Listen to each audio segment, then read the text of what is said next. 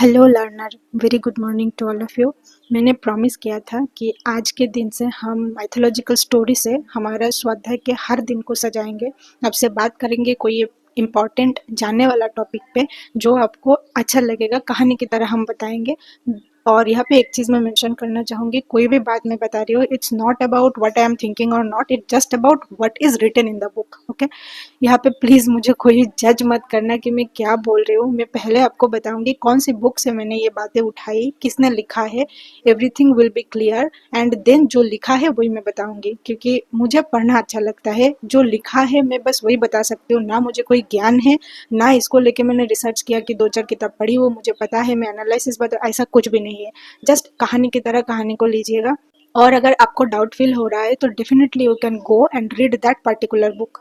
Without any further delay let's start. आज हमारा स्वाध्याय का 34 डे है।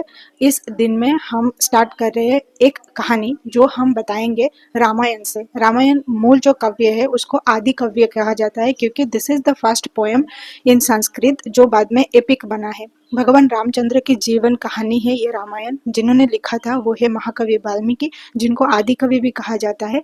आज हमारे कहानी का टॉपिक है आदि कवि एक्चुअली में कौन थे। वाल्मीकि जन्म से ही वाल्मीकि नामधारी थे, कहीं कोई और थे? तो चलिए स्टार्ट करते हैं।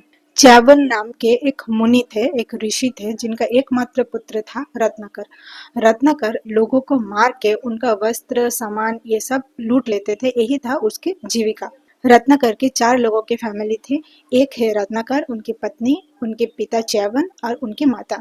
4 लोगों के संसार वो इसी तरह पालते थे।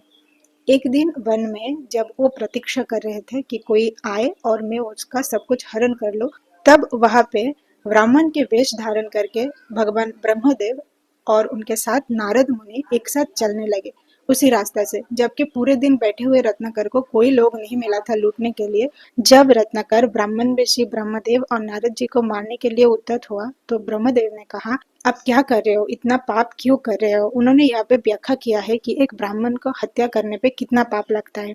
तो रत्नाकर ने कहा, क्यों ये पाप मैं अकेला क्यों झेलूं? जब हमारे पूरे परिवार चलते हैं इस इनकम से तो शायद वो सब लोग भी मेरे पाप के भागीदार होंगे। तब ब्रह्मदेव ने कहा, ऐसा कुछ भी नहीं है, यकीन नहीं है तो अब घर जाओ, बाकी सबसे पूछ के आ जाओ। रत्नाकर घर पहुंचते हैं, एक एक करके सबसे पूछते हैं, लेकिन हर कोई मना करते हैं उनके पाप के भाग लेने के लिए। वापस आते हैं रत्नाकर, ब्रह्मदेव उनको 2 अक्षर का राम नाम में दीक्षा देते हैं और वो जप करते हैं। देखिए, ये बहुत शॉर्ट करके मैंने बताया, घटना बहुत विस्तारित है। इसका विस्तारित आलोचना हम हमारे चैनल पे करेंगे रामायण कथा में।